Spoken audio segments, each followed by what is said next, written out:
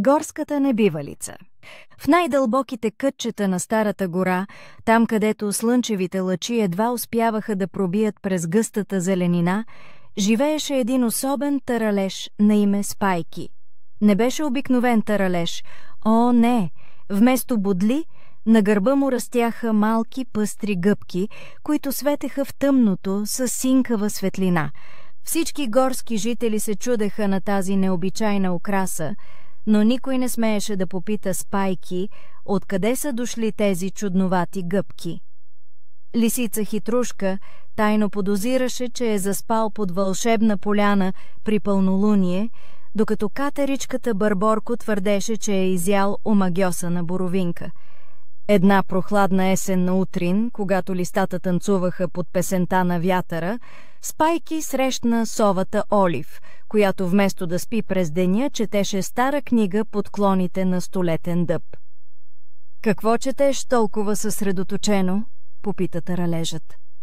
«Чета за сребърната река, която тече нагоре към небето», отвърна Олив, без да вдигне очи от пожълтелите страници. Легендата гласи, че който се изкъпе в нейните води, получава отговор на най-съкровеното си желание. В очите на Спайки пламна искрица надежда. Колко пъти само беше мечтал да разбере защо носи гъбки вместо бодли. Може би сребърната река щеше да му разкрие тайната. «А къде се намира тази река?» попита развълнувано той. Мъдрата сова най-накрая вдигна поглед, а очите й бяха големи и кръгли като пълна луна. Отвъд шепнещата борова гора, през поляната на забравените сънища, зад хълма на 7 ветрове. Но внимавай, никой не се е върнал оттам същият.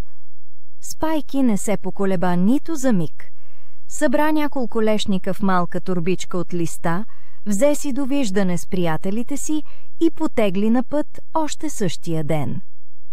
Пътешествието беше изпълнено с чудеса. Срещна елени склони, обсипани с блестящи скъпоценни камъни, разговаря с облак, който се спусна ниско над земята да си почине, и дори танцува с горски феи под светлината на светулките. И когато накрая стигна до сребърната река, видя как водите й наистина текат нагоре, сякаш гравитацията не съществуваше за тях. Без да се двуми, Спайки се потопи в изкрящата вода. В този момент гъбките на гърба му засияха по-ярко от всякога, отделяйки се една по една и политайки към небето като малки парашутчета, носещи семена на надежда и вълшебство. А от водата изплува старият крал на гората, величествен елен с сребърна корона между рогата си. «Благодаря ти, малки приятелю», прошепна еленът. «Преди много години зла магия превърна моите спомени в гъбки и ги разпръсна из гората.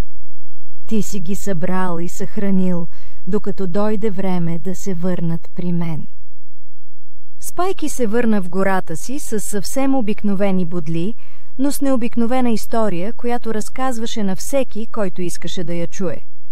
И макар че никой не му вярваше напълно, в ясни нощи, ако се взреш внимателно в небето, можеш да видиш как малки светещи гъбки танцуват сред звездите, напомняйки за приключението на един обикновен таралеж в необикновен свят.